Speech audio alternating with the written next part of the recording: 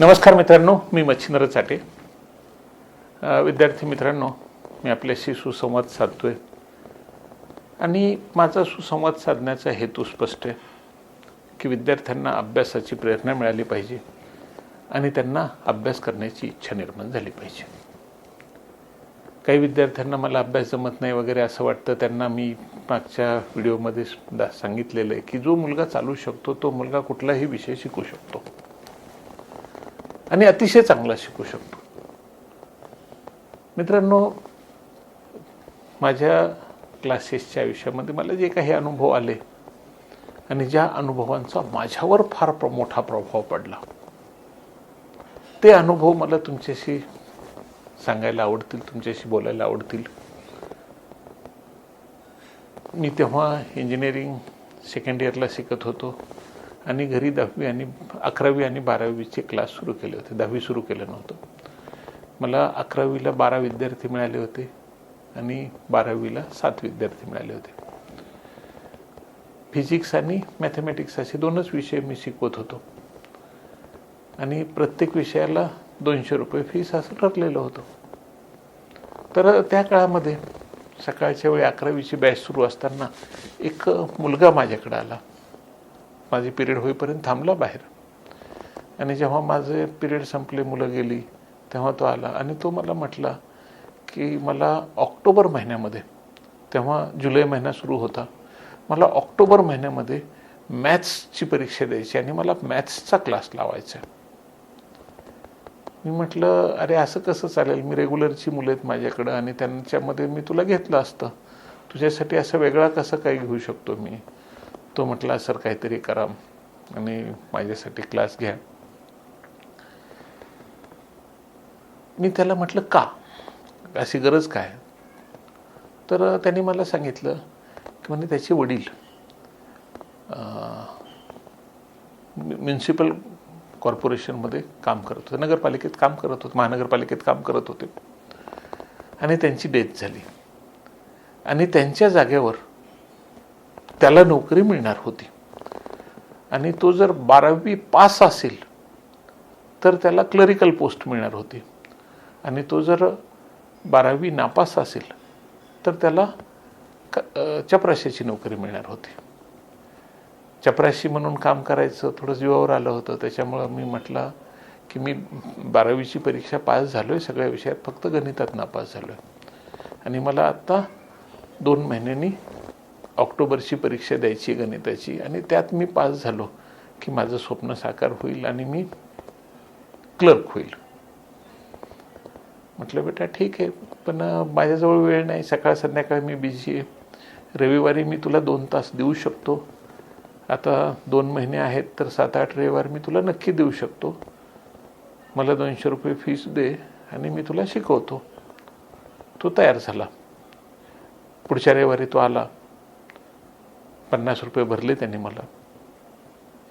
मग मी त्याला शिकवलं, होमवर्क दिला. म्हटलं 7 दिवस तुझ्या हातात आहेत पुढच्या रविवारपर्यंत. मी जो काही तुला होमवर्क दिला, मी जे काही तुला प्रॉब्लेम्स दिलेत, हे व्यवस्थित सोडव. मी जे काही तुला शिकवलं तुझ्या लक्षात असेल. तो म्हटलं हो. म्हटलं ही पुस्तकं वापरायची आणि याच्यातून तू अभ्यास करायचा. तो म्हटला ठीक आहे सर. पुढच्या रविवारी तो आला, दुसऱ्या रविवारी. तर त्यांनी खरोखरच होमवर्क फार व्यवस्थित केला होता. मग तो होमवर्क पूर्ण तपासला मी आणि त्याला ज्या काही अडचणी होत्या त्या अडचणी सोडवून दिल्या. त्याच्यानंतर तो पुढच्या रविवारी व्यवस्थित होमवर्क करून आला आणि असं करत करत मी त्याच्याशी कमिटमेंट केल्याप्रमाणे 8 रविवारमध्ये मी त्याचा पूर्ण गणिताचा अभ्यासक्रम शिकवला. आणि होमवर्क पाहता मी त्याला म्हटलं की यार तू आता व्यवस्थित तयारी केलेली आहेस, तुझे होमवर्क पाहता आता तू व्यवस्थित करशील आणि निश्चितपणे फर्स्ट क्लासनी पास होशील. पास व्हायला 35 मार्क लागतात, पण तुला 60 मार्क नक्की मिळतील. तो म्हटला सर मी करतो आता व्यवस्थित. म्हटलं आता ठीक आहे, आता येऊ नकोस, आता अभ्यास कर व्यवस्थित, ऑक्टोबरमध्ये परीक्षा दे आणि परीक्षा झाल्यानंतर रिझल्ट लागल्यावरच मला भेटायला ये, तेव्हाच उरलेली फीस दे. तो म्हटला ठीक आहे, गेला. वेळही निघून गेला. वेळ निघून गेल्यानंतर मला असं वाटलं की आता बहुतेक तो येईल नाही काय माहिती. पण ऑक्टोबरचा परीक्षा झाली, ऑक्टोबरचा रिझल्ट लागला आणि रिझल्ट लागल्यानंतर दुसऱ्या दिवशी तो मला भेटायला आला. माझी उरलेली फीस घेऊन आला, पेढे घेऊन आला. म्हटलं छान आहे, निश्चितपणे तुला 60-65 मार्क मिळाले असले पाहिजेत असं माझ्या डोक्यामध्ये होतं. तर मी त्याला विचारलं किती मार्क्स मिळाले रे? तर तो म्हटला सर तुम्ही मार्क मेमो बघा. मित्रांनो, त्यांनी मार्क मेमो मला दाखवला आणि त्याला गणितात 100 पैकी 99 मार्क होते. मित्रांनो, मला एकदम आश्चर्य वाटलं. 100 पैकी 99 मार्क म्हणजे फारच मोठं हे, एवढं कसं काय शक्य झालं या मुलाला? तर म्हणे सर तुम्ही मला शिकवलं पण फार छान आणि मी अभ्यास पण माझा व्यवस्थित झाला आणि जर मी रेग्युलर तुमच्याकडे असतो तर माझा 100% इंजिनिअरिंगला नंबर लागला असता. पण आता मला महानगरपालिकेमध्ये क्लर्कची नोकरी मिळेल. मी त्याला म्हटलं बेटा तू फार हुशार आहेस, बुद्धिमान आहेस, आता तू फक्त ह्या 12वीवर थांबू नकोस, तुझी नोकरी करत राहा आणि त्याच वेळेस तू तुझं ग्रॅज्युएशन पण पूर्ण कर, पोस्ट ग्रॅज्युएशन पण पूर्ण कर. आणि तो मुलगा निघून गेला. पण मित्रांनो, 12वीमध्ये मॅथमॅटिक्स विषयात 99 मार्क मिळवणं 100 पैकी हे फार मोठं कसं काय त्यांनी केलं. आणि त्या दिवशी मला एका गोष्टीचं हे म्हणजे खात्री पटली की प्रत्येक मुलगा अभ्यास करू शकतो, कुठलाही मुलगा अभ्यास करू शकतो, चांगला अभ्यास करू शकतो आणि भरपूर मार्क मिळवू शकतो. पण त्याच्यामध्ये ते मोटिवेशन, जिद्द, इच्छाशक्ती निर्माण केली पाहिजे. सतीशच्या बाबतीमध्ये परिस्थितीनं त्याची इच्छाशक्ती जागृत केली होती की मला चपराशी म्हणून नोकरी करायची नाही, मला क्लर्क म्हणून नोकरी करायची. आणि त्याला पैसे कमवणं गरजेचं होतं, हे निश्चित आहे. आणि मित्रांनो, ही जी काही कथा आहे सतीशची की 12वीमध्ये गणितात नापास झालेल्या विद्यार्थ्यांनी 12वीच्याच पुढच्या परीक्षेत त्याच विषयामध्ये 100 पैकी 99 गुण मिळवले, ही कथा मी जेवढ्या विद्यार्थ्यांना सांगितली त्या सगळ्या विद्यार्थ्यांच्या अभ्यासामध्ये खरोखरच फार सुधारणा झाली. चाटे क्लासेसमध्ये जे विद्यार्थी गणितात आले, गणिताच्या विषयामध्ये खरोखरच सातत्यानं चांगले मार्क मिळवत आहेत. 100 पैकी 100, 150 पैकी 150, खूप शेकडो विद्यार्थी. मित्रांनो, जे विद्यार्थी अभ्यास करतायत, 10वीचा अभ्यास करतायत, 12वीचा अभ्यास करतायत, कुठल्याही परीक्षेचा अभ्यास करतायत, तर त्यांच्यासाठी हे उदाहरण फार मोठी ताकद देऊ शकतं की मला करायचं, मी करणार. आणि एक गोष्ट आहे, जिथं अडलं तिथे विचारा.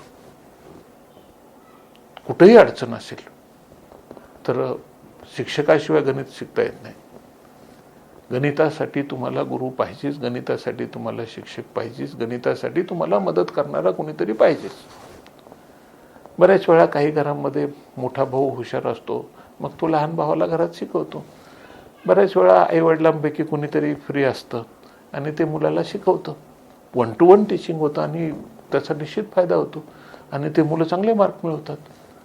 मित्रांनो, अडचण आली तर सोडवणारा कोणीतरी पाहिजे.